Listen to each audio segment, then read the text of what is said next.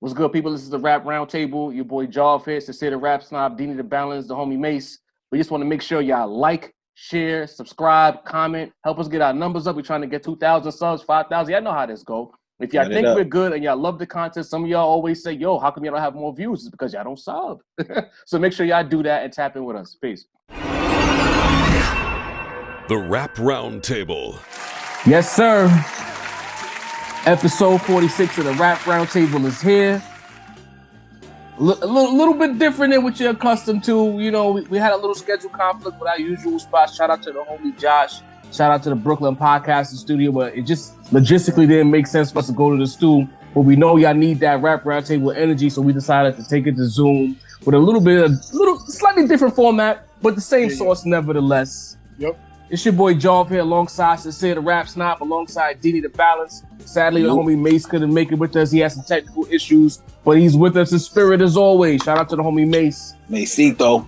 You can find the Rap Roundtable on Apple Podcasts, YouTube, Spotify, Instagram, Facebook, Twitter, wherever there's social media, wherever there's any kind of energy, tap in with the Rap Roundtable. If you're a rapper, you're looking for beats, the beat you're hearing in the background of this episode is produced by Sincere the Rap Snob. Tap in with him on all the socials or just hit us via email. Get familiar with us, get familiar with the sounds. And for y'all that complain about the background music, we're not going to stop. That's what we do here. We like background music. We like a podcast that you can ride to, just like y'all like music that you can ride to. And as always, we are Let's Cook. Tonight's entertainment.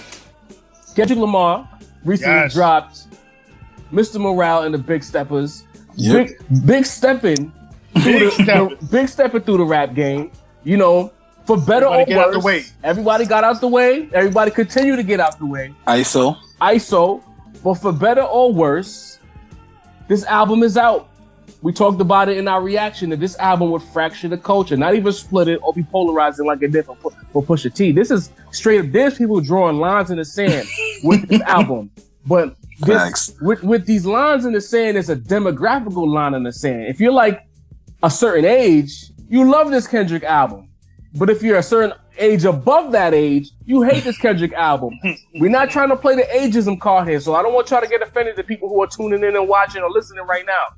But I'm just doing my due diligence based on what we see in the analytics. The 40 plus crowd, specifically like 45 and up, they don't really like Kendrick Lamar's music, and they particularly don't like this album. So Sincere the Rap Snob, you're the OG of the Rap Roundtable. Maybe you could shed some light on why or what it is about Kendrick that doesn't resonate with the older crowd of hip hop. Yeah, well, I mean, look, we've talked about this topic, off and on the at the Roundtable. You get to a certain age, and you just kind of start, pushing off anything that's newer, right, newish, right, new adjacent, and to somebody of that age, 45, say, and up, right?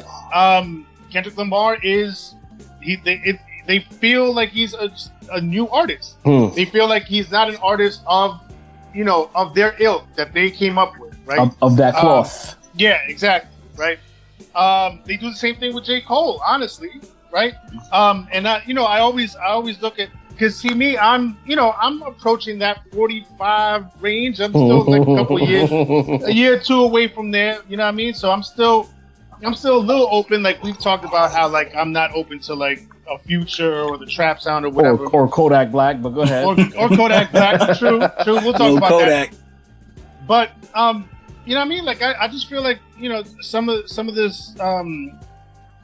the members of this audience, of this demographic, they just need to open up a little bit more. Pause. But like they need to just like be a little bit more open-minded, because like Kendrick is giving you bars and he's giving you the content and he's giving you subject matter and he's giving you all these different flows. You know what I mean? A couple other things that I think might play into it. Sonically, the sound, especially with this new Kendrick album, is not boom bap enough. No. You know what I mean? Mm-hmm. Like a certain demographic, especially if you're from the East Coast, New York, that's what you grew up on. That's what I grew up on. That's what you're looking for. You just want that good old fashioned boom bap, and that's not what Kendrick's going to give you. Kendrick's going to give you West Coast vibes. Kendrick's going to give you some jazzy vibes, some funk vibes. He's going to go avant-garde every now and then. You know what I mean? So There's a few other things. I think also like the tempo that he tends to rap on, especially like if you go back and listen to Good Kid, Mad City. Depending on how you look at it, the BPMs are like 65 to 70, right? Or if you double that, if you think of it in double time, like 130, 140, right? And then he was like adjusting his flow to fit that BPM, and it wasn't trap. His flows were not trap flows, right? But they also weren't the traditional flow that a lot of the old heads are looking for. So I think it's a combination of things. Right. But they just need to, open up their minds a little bit more. And that's crazy to me. Before I come to you, Dean, let me just ask in this. Like, I figured when it comes to the technical aspect of the sport that is rap, I feel like the older heads would love Kendrick. To me, as far as like being a technical rapper, just like a technical boxer, he has all the tools and he uses all the tools. So it's really surprising to me that they can't rock with this kid. I think, the thing is that he plays around with flows so much that I think they can't pinpoint like what's his flow, what's his style. What's his pocket? Right, what's his spot? Because he's always like, switching it depending on the beat, depending on the album, depending on the vibe. You know what I mean? What surprised me is that even with the Heart Part 5, where I feel like he was just straight rhyming. They hated it. You know what I mean? And some of them they heard something that I didn't hear because I was listening to it. I was like, oh, he's barring this up, bro. He's barring it up. But, at a certain point, I think, certain listeners will just immediately hear Kendrick and they have such a, I guess, bad taste in their mouth from things that they haven't liked about him that they can't like him at all. Even when he does the things that you would think they would like, they're already closed off to like anything Kendrick does. That's crazy. So, I'm not a dude in that age bracket, but is there just any way that they could just be like, I'm just not fucking with the tunes because the tune just wasn't hitting? Like, you understand? Like when you reach a certain age, like for the 20-year-old, that music's slapping them in the face because they're partying, they're drinking, they're doing their thing, they're always out. When you're 40, you're living a different lifestyle. You know what I'm saying? You might want something to ride to on the way to work, something to bump while you're on your way to the gym, something to bump while you're picking up the kids. It's a different vibe when you hit 40 as opposed to in your 20s. And like I said, like if you're a person who's not the biggest Kendrick fan, you're coming into this album, like we stated on a review, like the first 4 joints are kind of like, up until you get to Die Hard, To you. Right. Let's be clear. And let's be clear. And a lot of listeners. Everyone in the chat. And a lot of, not just you, but yeah. Everyone in the chat right now who's tuning in, just tell us your opinions. Like, don't get defensive. Y'all get so defensive in the comments. Just talk to us. Just talk to us. Let us know from your perspective. Tell us why you don't rock with Kendrick in the comments. But continue, Deanie. So when you look at it from that aspect, just because people are older doesn't mean those attention spans have gotten longer. They still want something they can immediately hits them too. So when you go in and you're 3 tracks in and you're like, this is the people they're saying is the savior, this is the guy, so they wanted something that'll hit them immediately. I think Kendrick opening those doors, trying to excavate new sounds might be a little too advanced for a dude that's 40 who's kind of, or a listener who's 40 who's stuck in his ways, who wants to listen to what they want to listen to. Kendrick is kind of known for a certain sound now. Even if you look at all the tones of the albums, they all have a certain sound and feel. Right. And I think with Damn, there was so much heat on Damn, and there was so much groovy-esque music on the Pimp a Butterfly. I think people said, I want that again. I want a groove, I want a vibe, I want some King Kunta type shit I could bump in the whip. And that's not really what this album's about. Especially the first half of it. And that might be affecting the people that's 40, because the people that's in their 20s seem to love it. The 30 crowd too, they love Kendrick. Especially the second half of the album. Because that's when it picks up with the sonic vibes. But as far as the content's all the way through, we would think that people in their older age would love just the content. But apparently even people in their 40s still want to vibe a little something, That might be throwing it off. You know what it is? For me, again, I'm not speaking for the masses, but from my personal experience when it comes to Kendrick Lamar, a lot of the people that don't like Kendrick in that age group they either don't like his voice. I've heard people say he has a very mousy voice. I've seen that a lot. And he adjusted a lot, like too. you said, Deanie, like the voice changing and all of that. Mm-hmm. But there's also a thing of the bravado, the braggadociousness, the machismo. And I feel like a lot of people in that age group, they came through a lot of the early stages of hip hop where the machismo, the braggadociousness, and the swag mattered a whole hell of a lot from the late 80s through the early 90s. Even with the baggy jeans and the triple fat boots, you still had a certain swag and drip about it. And I think that Kendrick doesn't do it for them that way. Not to say that they look at rap like superheroes, but they kind of don't respect Kendrick. Like they just think he's some over the top little short nigga with a funny voice. Like I think sonically he doesn't resonate. Lyrically, he doesn't resonate to them. And I think because they don't like him so much, they don't really truly listen to him. Because I slammed out a lot of rappers, right? But I don't think I've ever talked bad about Kendrick, besides saying Schoolboy was better, for a lot of the reasons that we just talked about with the bars and the machismo and how Schoolboy talks to me the way that Kendrick doesn't talk to me. I don't think I've ever slandered Kendrick, because I know Kendrick is all world. Like, he's not even, like, regular. You know, like Drake on a... Great rapper. Like, on a certain day, you might say Drake is just okay, or Big Sean is not like that. Like, Kendrick is as good as anybody you can name, bro. Anybody you can name, Kendrick is just as good as them. But it's never doubt the bars. The bars are never in doubt. But that's the thing, Deanie. They doubt the bars. They feel like he's not saying shit, and they don't feel them. And it's like it's a lot to dissect, bro. And at 40 years old, you're not sitting down combing through the lyrics the same way you was when you was a youngin'. Mm-hmm. You know what I'm saying? You're not dissecting that shit the same way. You know how we say, like, we look at Drake, and we look at him, and we're like, you don't rap enough, right, for us. You know what I mean? You do I see what's in about to go. Let me adjust my shit. You do the R&B thing. Mm-hmm. You know what I mean? You do the little, West Indian rhythm thing. Culture vulture, but go ahead. Chameleon stealing. Well, that's another conversation. I think in Kendrick terms, Kendrick does not do the bravado enough for this audience. You know what I mean? He raps, and he's always rapping. He might switch the flow up, might switch the cadence up, and some of it, like I said before, might be that they just don't like the stylings that he right. And apparently he raps too much. He's over the rapidy rap bar. He's over rapping apparently. But I think in terms of like that bravado, like he does it, like the Baby Keem verse, like that was just straight up chest out posturizing, like y'all not fucking with me. But he does not do that enough to where, this audience, would be happy with it. Right. You know what I mean? When you run around yelling, smoking on top fives. Right. But he is, though. That's the thing.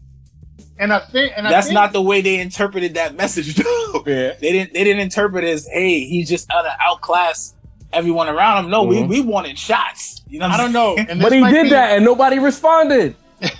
This might be unfair for me to say. I don't know how this is going to be perceived. But you know how like Lil Wayne kept saying over and over and over again that he's the best, the greatest, and then people started to believe it until people started to believe it. I don't think Kendrick has done that enough. Like, and so like not even just saying that, but just having bars that where again what, Sam? I'll stands up with his bravado and puts his chest out to say, "Yo, I'm that dude." And unless he does that enough for them, they're not gonna think it. I'm gonna push back no matter what else he says. I think part of it, and chat, tell me if I'm wrong. I think part of it is because of Lil Wayne that particular crowd are even more protective of the culture because they saw what it could be at its highest level, whether you love Jigga, whether you love Nas, DMX, Rakim, Big Daddy Kane, whoever it might be. And they saw a Lil Wayne come through and say he was the best when he was average at best. So it's like they probably look at a Kendrick like, we're not gonna let this happen again. And they're not even giving this kid a chance because of Lil Wayne. Maybe I'm reaching here. Lil Wayne fans don't kill me. But Wayne was a star, though. You don't gotta like Wayne to admit that kid was a star. Kendrick is a star too, but the older heads of the culture are not giving Kendrick that pass because they feel like they got to protect it from people that they deem the best. Yeah.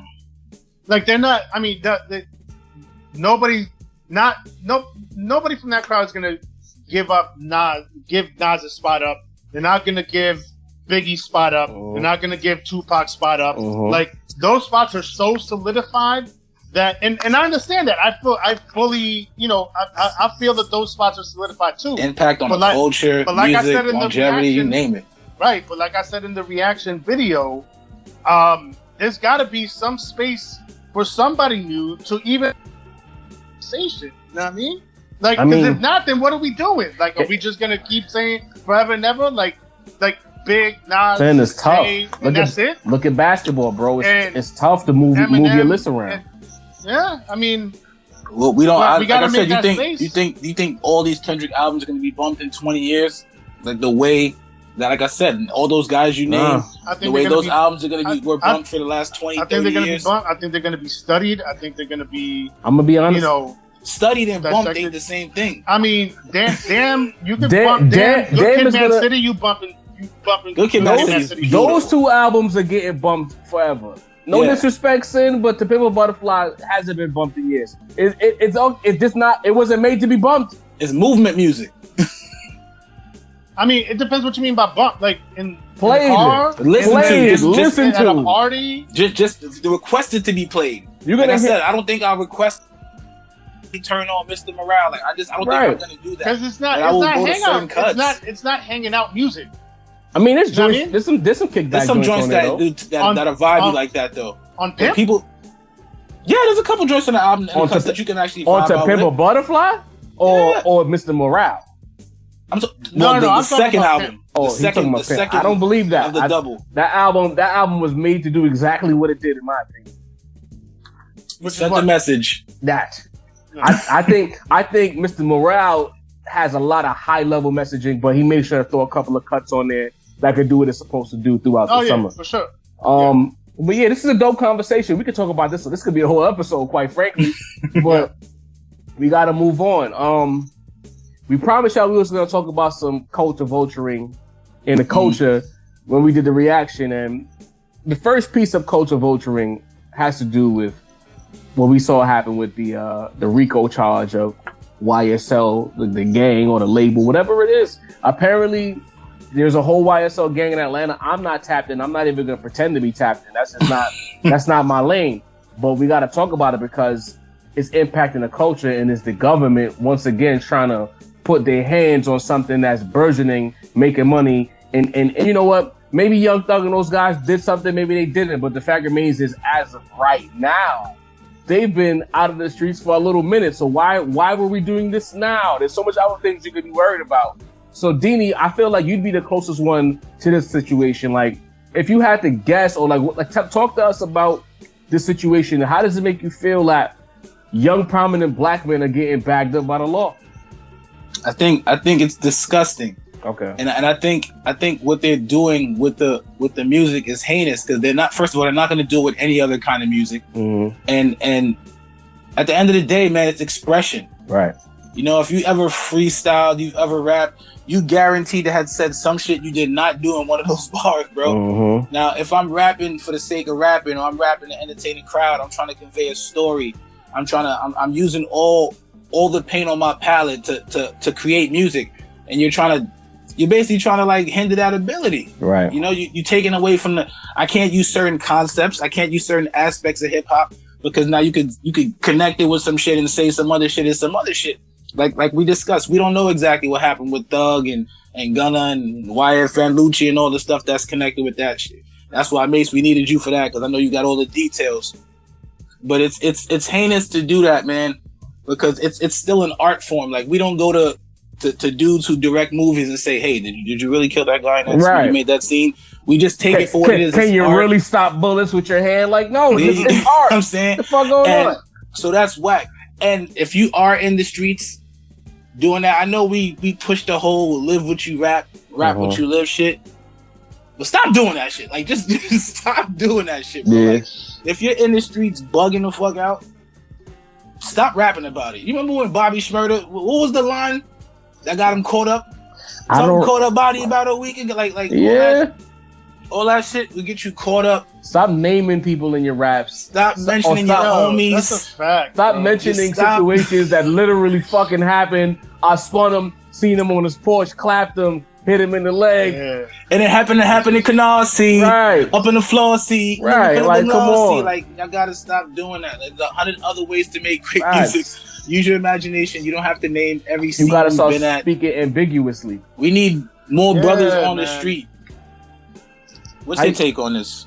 I mostly agree with you, Deanie. It's a slippery slope.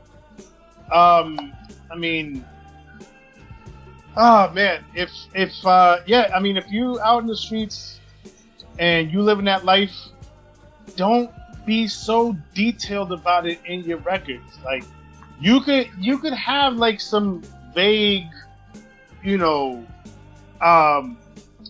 just kind of alluding to even that's bad nowadays. Things that have happened, but don't go all the way 0 to 100 with the details and like where you was and who it was and whose brother it was or whose cousin it was and why you did it and where you did it, how you did it, and what weapon you used, and like that's crazy to me, bro. Like that's just wild, man.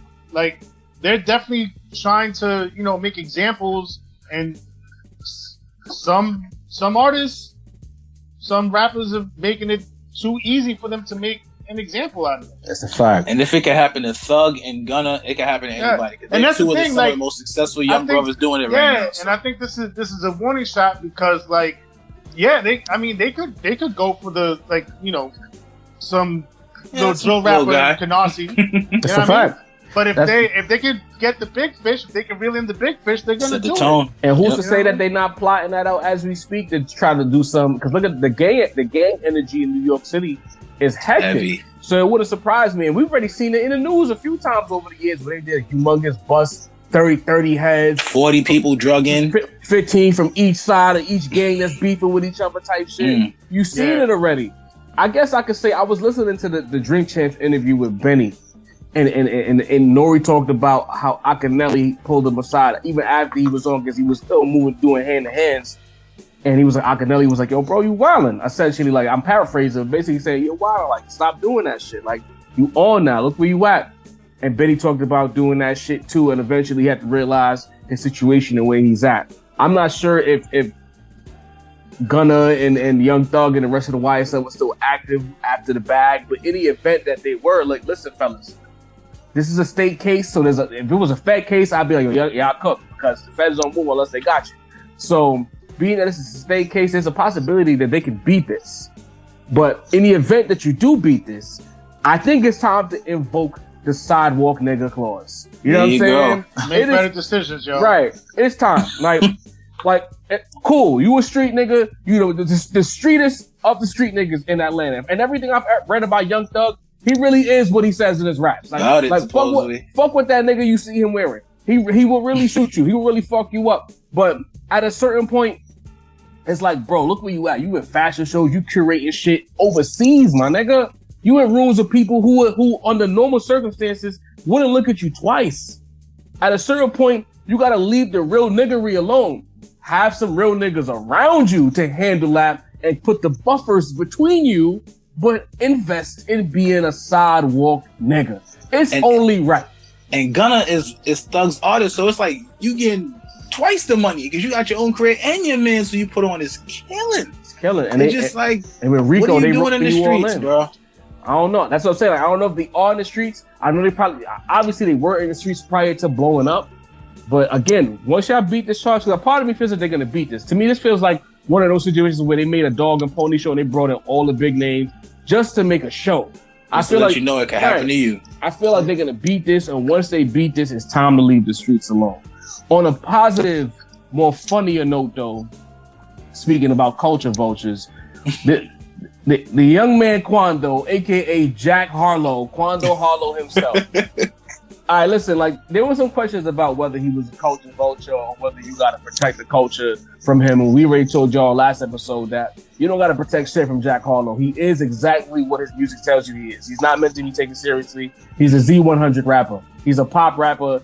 nothing more, nothing less. But if you had any doubts about what he is to the culture, he answered it when he went on Hot 97 via Ebro. Sincere, can you tell us what the fuck happened with Quando Harlow on Hot 97? Listen, man. He was up there. It was on a Wednesday because they were playing. They do this game on Wednesdays called White-ish Wednesdays. White-ish Wednesdays, right?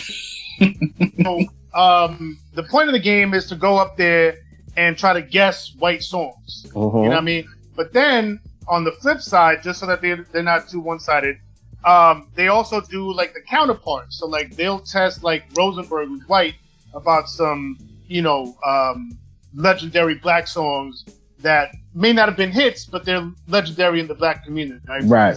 So then Jack Harlow's there and he's playing along, right? And so they start playing a song. It was a Brandy song. Still I Love You.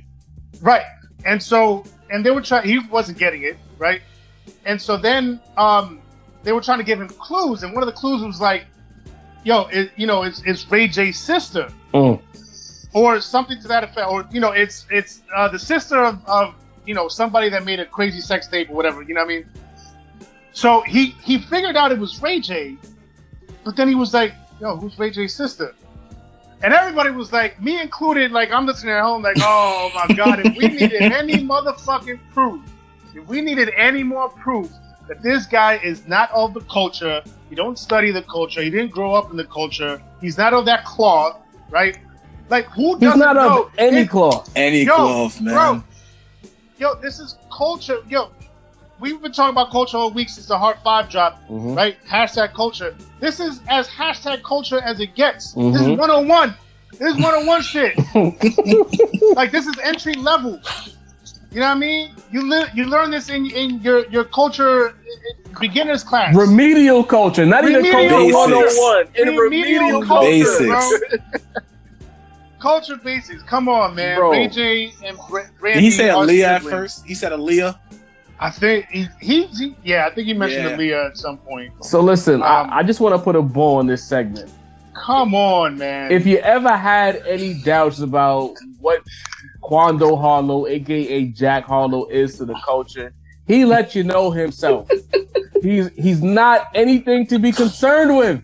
No, but listen, I'm taking a step further because there's a lot of people within the culture that are going to throw on the cape for him. They swear by that kid, man. Because he's a good guy. They're going to throw on the cape, right? Diet Drake. And so I'm seeing some comments like, "Oh, he's only 24. Oh, he's a Gen Zer. Oh, like, what do you expect?" No. We're not about to. We're not letting that rock. We're not doing that, man. I see so many people on Twitter is like, yeah, don't blame it on the age because I'm the same age and I know exactly how Ray J and Brandy are related to each other. You know what I mean? We're not about to throw on the case. We're not about to give him no excuses. Nothing. Listen, no scapegoat. Nothing. Listen, for the final time, do not worry about that kid. He's going to come out. He's going to move units. And it's not going to be for anybody that matters. Until he gets like a feature from somebody like some Shogun Bossmith that's standing next to him, then maybe we could get a little concerned. But if all the popular rappers, all the pop rappers, all the litty rappers are talking about Jack Harlow, all the machines running his numbers up, bro, the girls like him, the black girls like him too. You know what I'm saying? So let him say it, he is what he is. The same way you look at Drake. This is Diet Drake, sonically. Like, it's the same kind of vibe. Much. If you're in a kickback and you're of a certain age, you play their music in the background. Don't worry about it. All right? Cool. Before we move on to the next topic, we got a quick announcement. We've been building out the brand, leveling up year over year, month over month, really week over week recently. And we decided, this is difficult to build this podcast and work and have a life. So we decided that, we're going to set up the Cash App so that the listener base, the viewer base could donate to us because you guys basically are the reason we're here right now. Put it in there. So we have a new Cash App, $, the Rap Roundtable. Any donations will be appreciated because literally anything you donate keeps the business afloat, keeps us cooking, keeps us pushing out content, keeps us in the studio to push out content, and it helps us attack this space even more to talk about the shit you want to hear us talk about. So, whatever you could donate, $1, 50 cents, $5, $10, whatever it might be, throw them donations in there. And when you do it, identify yourself so that we can shout you on the pod, because we're not going to be some greedy motherfuckers and not big up the people who are helping us build this shit out more over more. So I wanted to make sure that we got that out there and let the listeners, especially the people who tune in every episode and y'all comment. We started to see now, especially on YouTube, we started to see that certain people pull up. They be the first ones in the chat. They be the first ones to like. And showing love. We building this out. We want y'all help to help us build this out even more. Yeah, bro. I seen a comment with the Future reaction, and the comment was like, "Yo, I don't even fuck with Future, but I'm here to support." Shit like that. We love that. Dope. We love that, man. That was dope. We appreciate that, and we want to keep pushing this. And with y'all help, we can definitely do that. Yes. I got a question for you guys. We talk. It is the rap roundtable. We talk about a lot of rap. We talk about the technical aspects of rap a lot, but I want to know, from you guys and the people who are watching right now, comment, because this is gonna be an interesting segment about like what the scale is when you rate a rapper, the artist, and when you rate his music.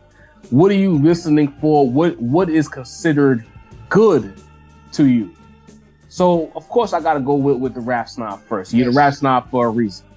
So I want to know from you. Let rapper A comes to your iPhone, Apple Music. Right. What is it about him that you think would make him good? Not that you would be a fan, but all right, this guy's good. I might fuck him. Well, I mean, I've said this before.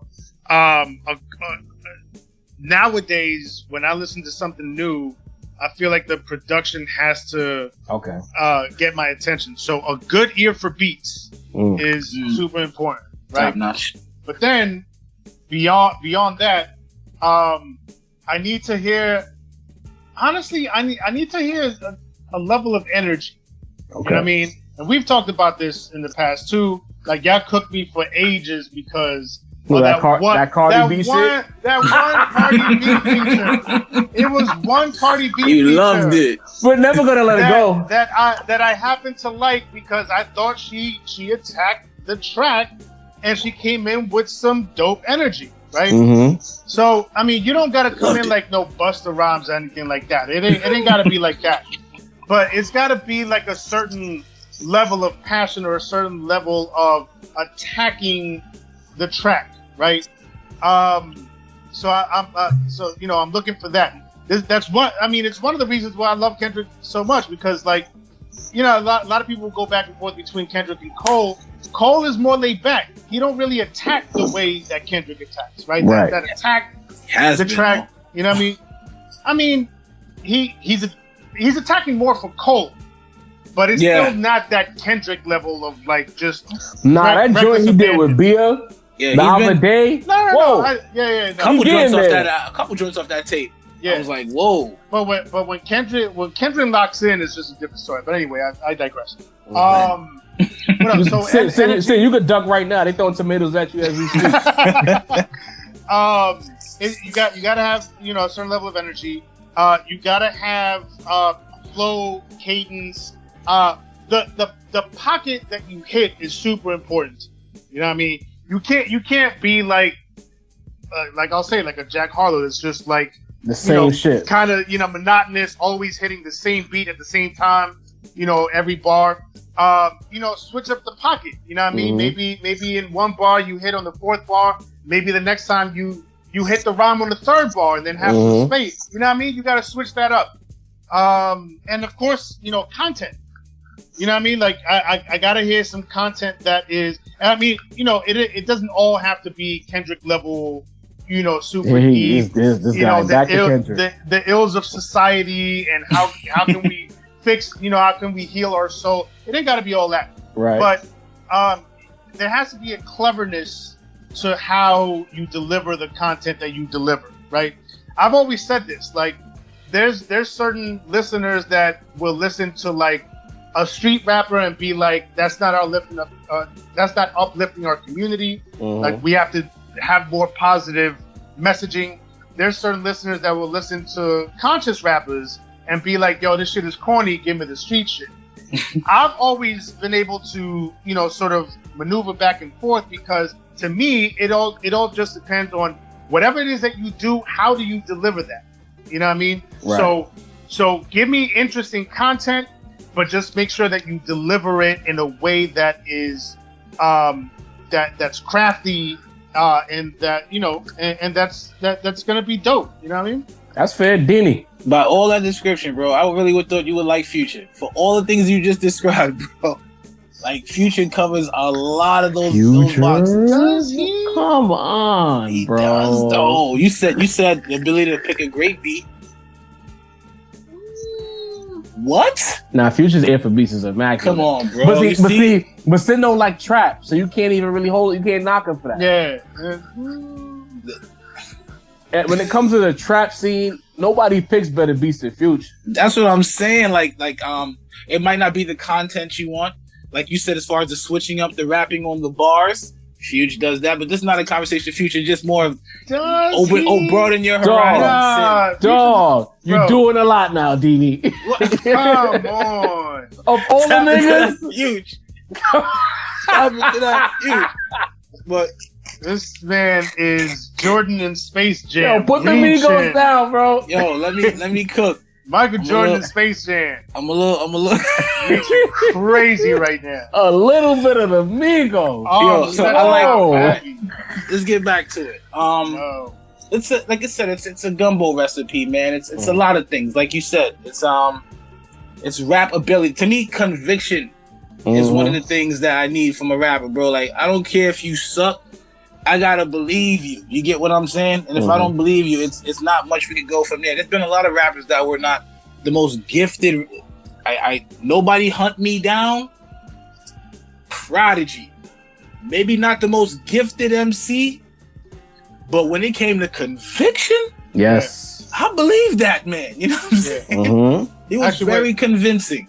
Right. When I was talking about like the content wise, Prodigy is the first one that came to mind because he's the hoodest of the hood.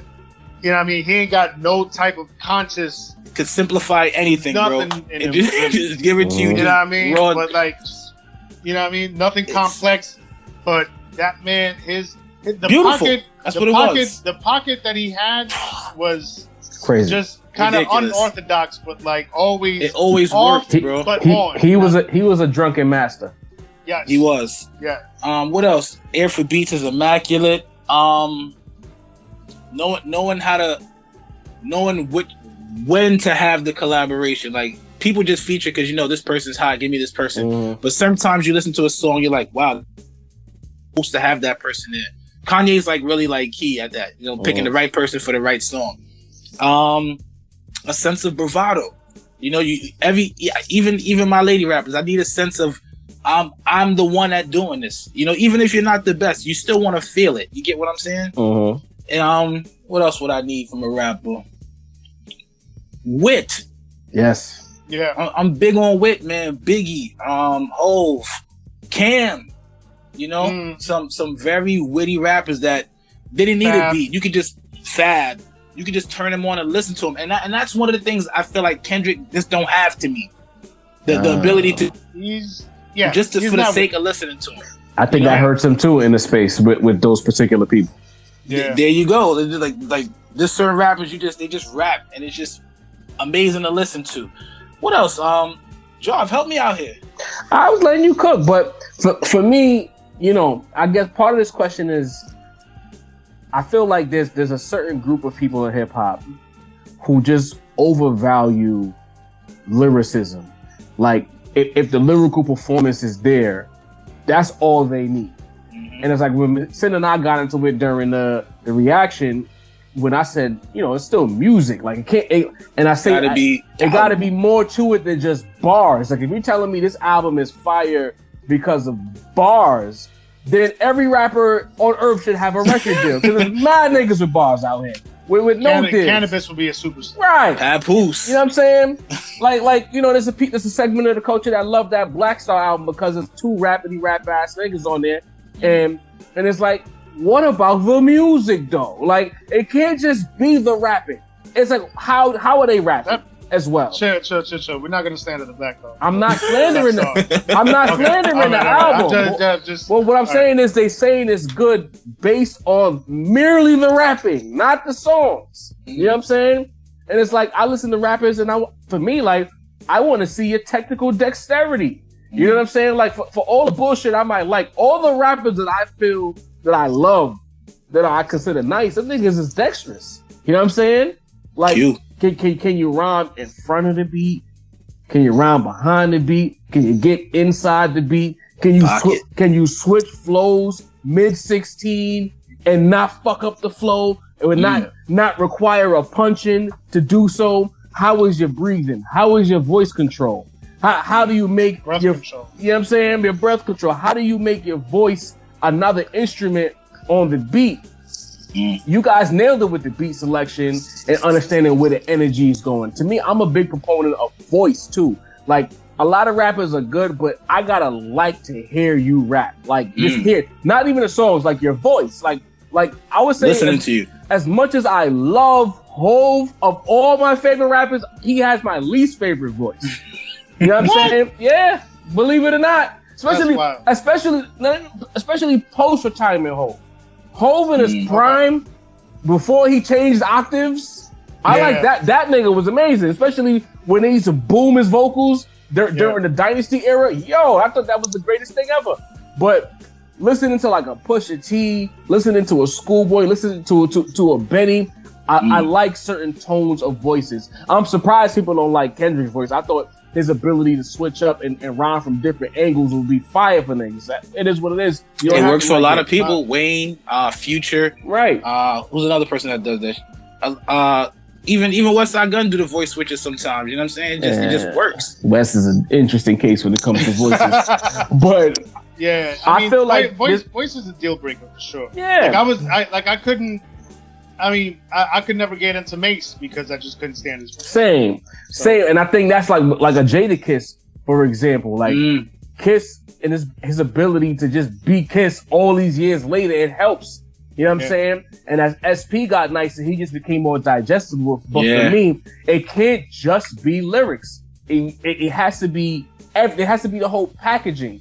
You know what I'm saying? Because like we go to albums. If you tell me you got a 12-track album and you giving this shit motherfucking 4.5 to 5 out of 5 because of just bars, something is wrong here. You know what I'm saying? Like it's not just bars. It's about music. What's the sonic value? How are the choruses? What are the sonics like? How many flows do you have? Like, how did you flex on these particular records? You know what I'm saying? Yeah. You know, niggas killed Nas for making You Owe Me, but the fact that he tried it, why not? Yeah. You know what I'm saying? Still gets played at a lot of parties, exactly. Bro. He tried to switch it up because that's what all the Shoguns do. They switch it up. They can fight you unorthodox. They can fight you orthodox. They can fight you southpaw. They can fight you with regular right-handed and whatever the fuck. So I just feel like we can't just put so much of an onus on lyricism and not denote the music and not find a way to put them together. That's my argument. Like I just feel like I'm listening to the space, and as these Griselda niggas have got bars back, I'm not saying bars are overrated, sin, but it's like they overplaying the value of bars to a classic album. Right. Yeah, I could feel that somewhat. I mean, it's been a long time since like the days of Illmatic. You know what I mean, where you could just bar. But I mean, but even Illmatic, that was still Sonics though. That was still great Sonics though. Right. But what I'm saying is that Illmatic didn't have a party record. It didn't have a radio single. You know what I mean? But to your point, like. It doesn't necessarily have to be that, but like, you know, give me a story. Nas was flowing like water. I was listening to Illmatic the other day. I think it was flowing like water, bro. There's a lot of songs you can just play like without being in the mood. Like you can just wake up, I just throw in memory lane. You can do that, like, you know what I'm saying? Yeah. With some artists' music, like you have to be in a very tight space to want to listen to. And that's how I feel about the Kendrick album. I feel like I gotta be in a certain zone. Right. I'm not in that zone often. And to John's point, that's why a lot of people today will tell you It Was Written was the better of the two albums and is their favorite. I agree. Nas album. I don't agree, but But yeah, that's why they'll tell you that, because he gave you so many different. He gave you different flows. He gave you some radio singles. He gave you street hits. He gave you stories. He gave you. I almost want to start the argument now. Just like, but we don't got time for that. But it's like what, like, not Illmatic is all world, but like, why couldn't It Was Written be better? Like, I don't understand why it's so blasphemous to say. Was it less Barry? It wasn't less Barry. No, the bars are still immaculate. It's just what? You know what I'll say? No, I'm not disagreeing with you. I think, you know what, we talk about Nas a lot on the show, and we go album for album. Legend. I think Nas never sounded more energetic beyond he said the way he sounded on Illmatic or any of his other albums. Like the intensity level is what I mean when I say energetic. Like it was because the thing is, after I watched the Ozarks, it made me want to listen to Illmatic, and I'm like, we've never heard this Nas again. Yeah, he came through like his life depended on it. Yes, you know what I mean? Yes, and especially like the tone setter of New York State of Mind, like to just like spit that whole shit in one take with that level of intensity and that level of urgency. It was incredible. You know what I mean? And this is what I go back to when I say attacking a song. You know what I mean? You got to attack like your life depends on that shit. You know what I mean? When It Was Written, he kind of leaned back a little bit. You know what I mean? And I know, Jarv, you big on the leaning into. Oh, but he was cozy on It Was Written, boy. Yeah. But he was like, floating though. Yeah, so you know what I mean?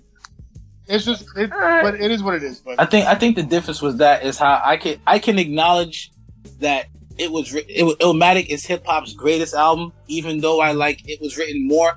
That in the zone with the bars, like I can acknowledge something's more barry, but that don't mean I want that over the thing that's. It's just crazy how we got here. We didn't even plan to get here. We didn't. They gonna cook us for the Nas and the old. But it makes no. They're not though, because we're not comparing them. But what these two albums are basically the examples of what we're talking about as far as valuing bar heavy over overall musicality. Yeah, that's crazy. Round robin. Shout out to Nas for giving us content accidentally. You know what I'm saying? Always. But to make the viewers happy. Yeah, absolutely. Shout out to y'all again. Show us some love. We show y'all some love. You know what I mean? Wink, wink. But I just want people to not go too crazy because we've been so starved for high quality, high caliber rap. Let's not OD and start throwing classic on everything with mad raps on it. The songs still gotta be good too. I still feel like you're talking about the Black Star album, man. I feel like this is what's prompting this conversation. I seen the comments in the YouTube video. It's not. Right. Will we be bumping the Black Star album? I'm not saying it's classic. Listen, but also, I'm not saying it's. I don't. All right. You know what? I don't think it's a classic. I think certain people are wild when it comes to the Black Star album. It's a calm 3.25 for me. What do you want me to do? I'm sorry. That's a little low. Okay. All right, 3.5. 3.5 is decent. Because the rapping is really good. Yeah. But some of them songs though, come on, guys. I was highly disappointed. They can't veer too far though, being Black Star. I was highly disappointed by the Black Thought feature song. Fuck that. Because get Quali the fuck out of here. Shout out to Mos Def. Mos Def Ginsu is still very sharp. Mos Def was low. His Ginsu, he never lost it. He's another one of those dudes who's gonna be nice forever. Ever. Yes. All right, fellas, we getting into the stretch right now. Let me adjust myself here. The May Power Rankings. This might be the most active month of them all. Chill the way. I got you. I got you. May Power Rankings. You got it. Kendrick number 1. Can't be K Dot number 2. Wow. Dylan. Wow. Ken Simmons number 4. Then Mr. Morale. And last but not least, the Big Stepper. Get the fuck out of here, bro. Wow. Let's go. That's it. Segment done. They ready for you. They gonna be ready for you. I'm cutting that. That's going on Instagram. You can't cut that. I'm cutting that. That's the same way Dini got it. You're getting it next. Nah, but that was a good 5. Kendrick is definitely number 1. Let's get him out the way. We worried about the other 4. I got Ransom somewhere in that 5. Ooh, gotta be. Okay. Ran is in that 5. Let's do it. I got Pusha somewhere in that 5 still. The album's still circulating. Esco's lingering. I got him say he got some visuals. He's doing some performances. I gotta put him in there somewhere. Mm-hmm. Anybody? Is there another name there? We got 4 out of 5 before we put it together. Wait, I think Pusha T still needs to be in there. I said Pusha. I said. Oh, you did. Ransom, Pusha, Esco. Okay.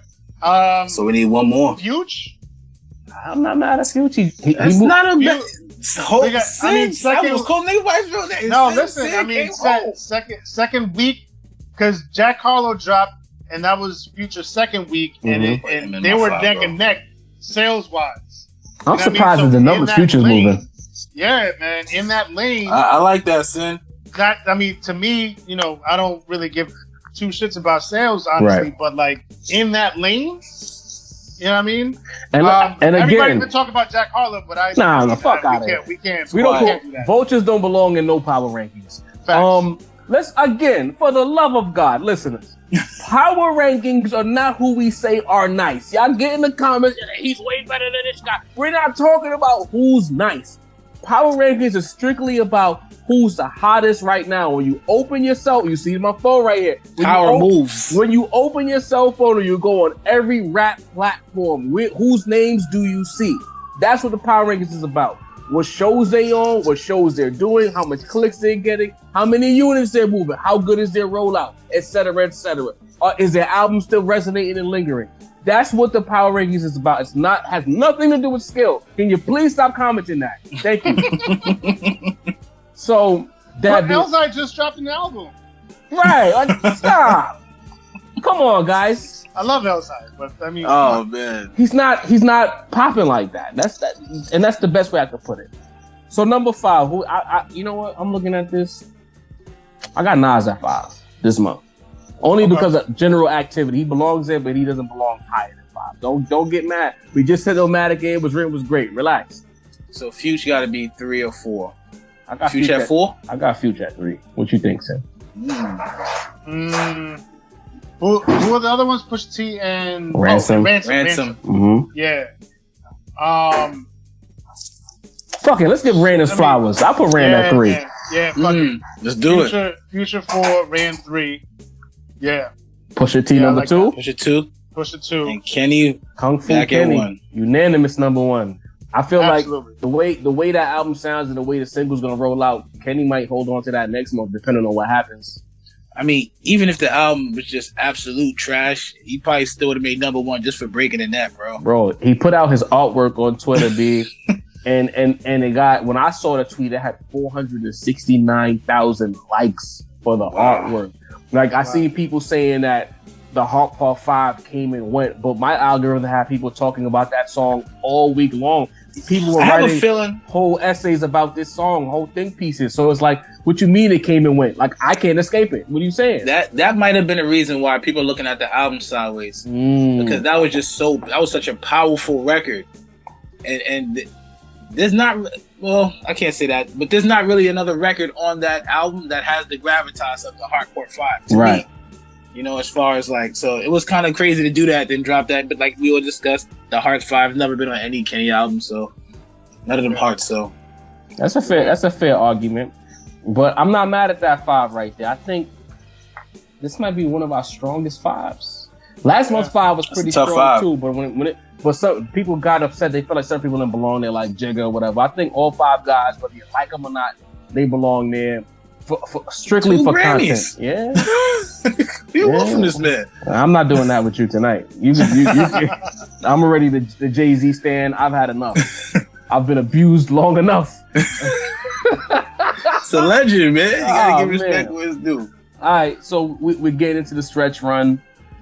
The mailbag is definitely up next. And this is a loaded mailbag, ladies and gentlemen. Let's go. Let's work.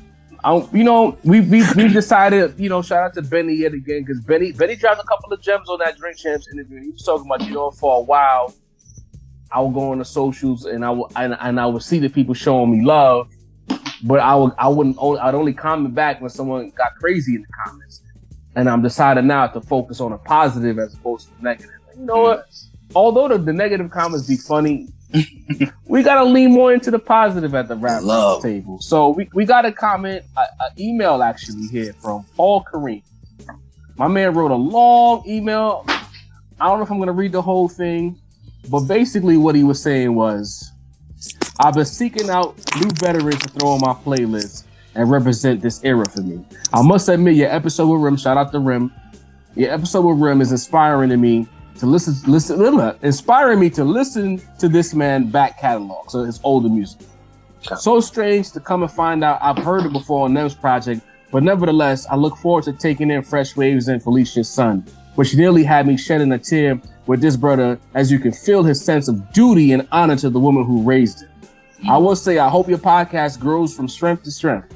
It's always nice to hear you, man, because he's English, chop it up. Thanks for exposing me to Rim. I respect your opinions on the show and just want to reach out from Croydon, South London, to give you all massive props on your platform. So Paul Kareem, you understand? Like, we get a lot of slander. Thank you, mate. Much love, bro. You know what I mean? Like, we appreciate that because it's like, that was deep. Part of the reason why we started this podcast is we felt like we were talking about things that people wanted to hear. Like we were underrepresented. And you think about where episode 1 of the Rap Roundtable was at and where rap was at when we started this to where it's at now. We couldn't even talk about boom bap that much. We was reviewing trap albums and all that. Mm-hmm. Look where we at now. Let's talk about 6ix9ine. Talking about drill 6ix9ine. Music, yeah. Let me see. Angel May. He commented and says, "Peace, Kings. I appreciate what you gentlemen are doing. Ransom is that dude." He was talking about the Ransom reaction. It was a point where Rand had said he was done with rap.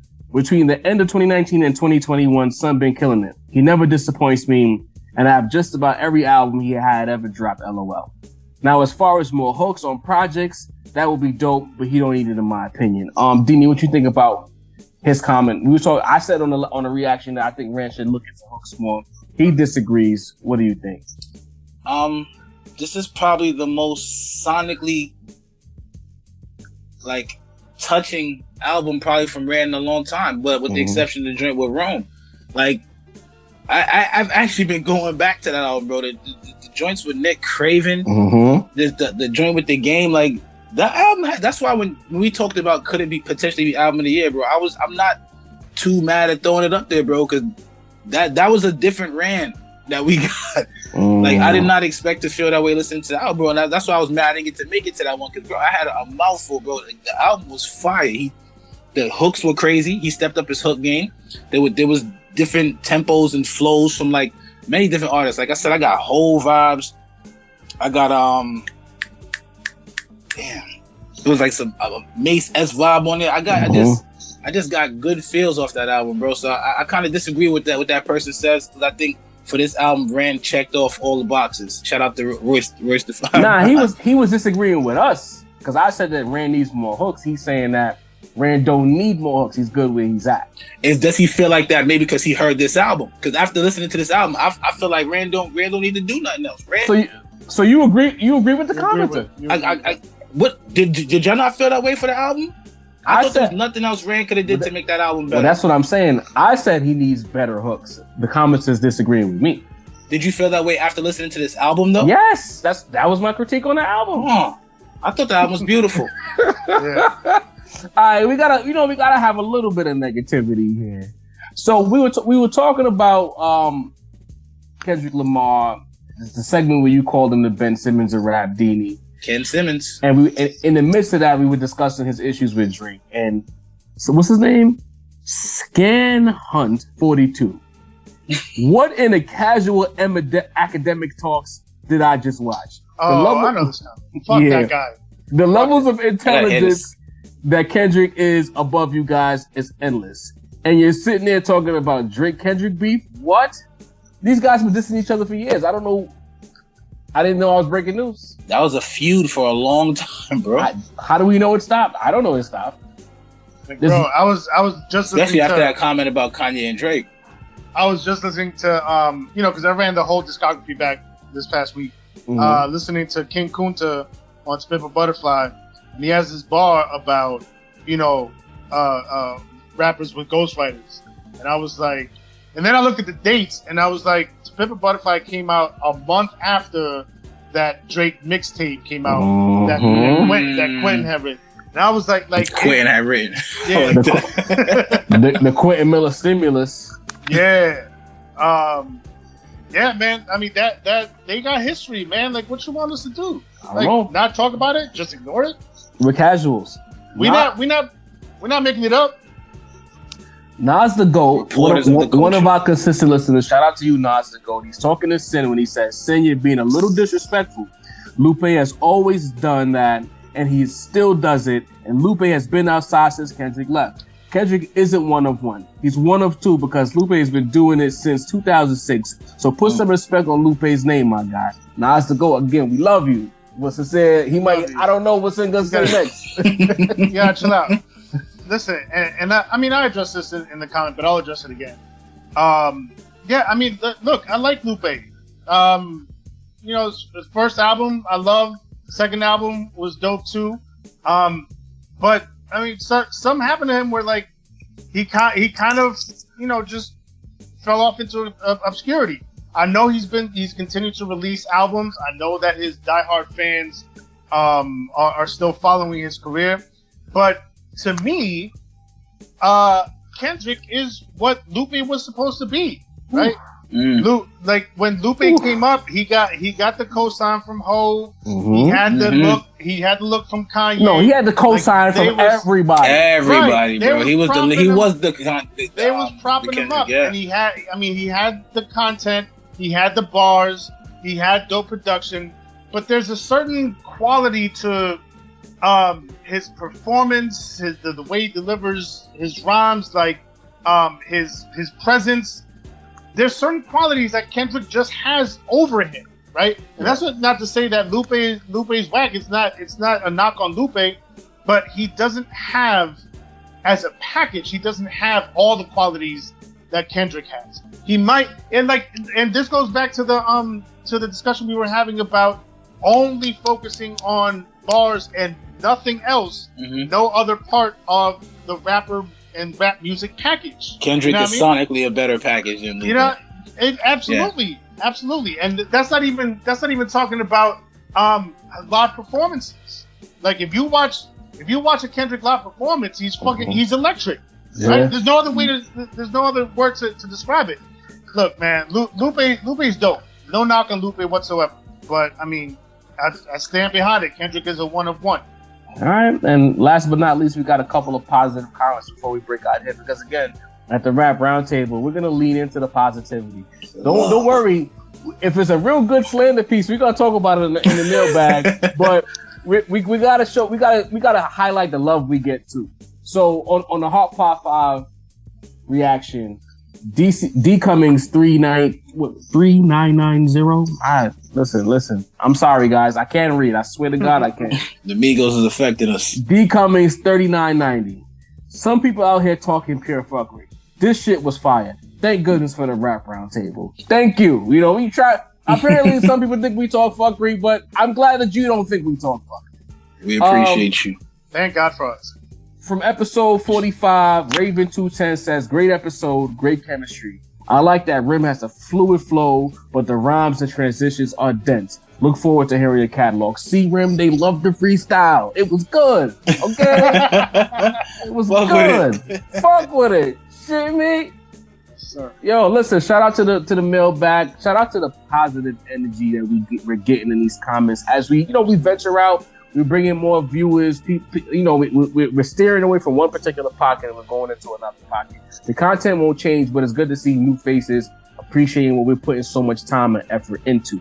But we've reached the point now, digitally, I think we behaved this episode. We didn't do anything on Sid's Law. I think we're invited over this time. You know what I mean? Yes.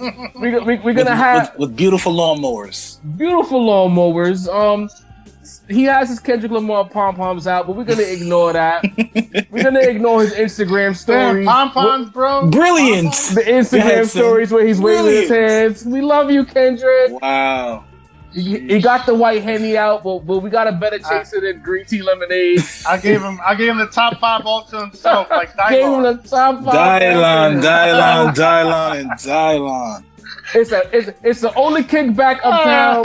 Yo, look, it's the only kickback uptown where it's only Kendrick Lamar playing. You know what I mean? But at this point, we need you to get off Sincere's lawn. Get off my lawn. So yeah, man, this is gonna be like kind of specific, but I'm gonna broaden it out a little bit. I have an issue with, and this is gonna go back to Kendrick. Yeah, of course. Big shock. But one of the songs that we all loved in unison, right, unanimously, was "We Cry Together," right? Alchemist joint, right? I saw a good segment of people on Twitter, of course, right? That's where all the chatter is at. Like coming down on that song, right? Like for one, like being, too negative, or like having too much negative energy, or like, how can you listen to two people arguing for like 5 minutes straight or whatever? Like, you seen the comment, RZA did it first? Yeah, well, I'm getting to that. So that's crazy in and of itself, right? But then there were, and I saw this on Twitter and Instagram, so like, different places on social media, people are comparing the song to Kim, right? Eminem's song Kim from the Marshall Mathers LP, and to Domestic Violence, which is a RZA song, right? From the Bobby Digital project from some years ago, right? 98. Yeah, man. I need y'all to get the fuck off my lawn, right? And I'm gonna tell you why, right? The Kendrick song has 2 perspectives, right? Male and female perspective going back and forth, right? The Eminem song, Kim, not only does it only have one perspective, but it's literally depicting Eminem or Slim Shady or whatever the fuck was whoever his alter ego, like literally murdering his wife. Yes. That's not what's going on the Kendrick song, like in the least at all. By the end of it, they start fucking. Like, how is that at all the same? The Domestic Violence RZA song, not as graphic and off-putting as Eminem's Kim, but still, it's a song that for the most, like 99% of it is only from the male perspective. You hear the woman in the song, but she's just, she just says some, some variation of "you ain't shit" over and over and over again to RZA. But the verses, the musical part of it, of the song, is all RZA. There's not a female feature on that song that's also dropping verses, right? And so when I see things like this, it incenses me, because it's like, y'all have zero ability to contextualize what you're consuming, right? You just see like the slightest bit of likeness, similarity from one song to another, and you're like, oh, it's the same thing. It's the same thing. Kendrick's just biting off Eminem and biting off RZA. Like, there might be a similarity, but it is not at all the same thing. And by the end of the song, again, like, the way the songs end is completely different. Like, y'all have to learn to contextualize stuff, man. Can I jump in, Sin? Go ahead, man, before I kick him off my lawn. This is the thing, like, and I'm tired of it in the culture, and I'm gonna address y'all here, like, comparison culture. Like, stop it. Like, instead of the first thing you jump to when you hear something is to compare it to the next thing, or it sounds like, or it's just like, digest this shit first. I'm willing to bet that everybody who heard "We Cry Together" was already making comparisons before they proper listened to it and realized that, yes, it's a concept record with a male and a female, but it's its own thing entirely. So relax with the unnecessary comparisons or bias-laden comparisons. Shut the fuck up, please. Facts. And consume it with an open mind. Don't just go into it like, like John said, what am I going to compare this to? Or even worse, like, oh, it's Kendrick, so, I'm not going to like it, and I'm going to find some way to slander it and fucking shit all over, right? So, yeah, man, just in general, because this is one example of something that I've noticed a lot in the culture, in social media. Just you have to put things in their proper context, right? There is information and events and sometimes data that is surrounding the content that you're consuming in the moment. Consume the content that's around the content as well, so you can fully understand the content that you're consuming 100%. Yeah. If you can't do that, you got to get off my lawn. Yes, sir. Yes, sir. Get the lawnmowers out. Listen, ladies and gentlemen, this has been episode 46 of the Rap Roundtable. New York Bias 2 is on the way. We ain't forget. It's on the way. Again, we got the Cash App up there, so make sure you donate, help us build this out. Anything you can share with us, it will greatly help us build this out. But Dini, take us home. Yo, shout out to Sincere the Rap Snob. That's the beat you hear it in the background. For all the rappers who want to really get it in, you know where to go. Tap in with Sincere the Rap Snob. Jov, computers, Putin. You know the vibes. Shout out to Macito, Voice of the Young People. Really wanted to hear your perspective on that, but I know you got something for us coming up. I am Dini, the balance of the force, quite inebriated and sweaty, and we are the Rap Roundtable. We are out of here. Yes, sir.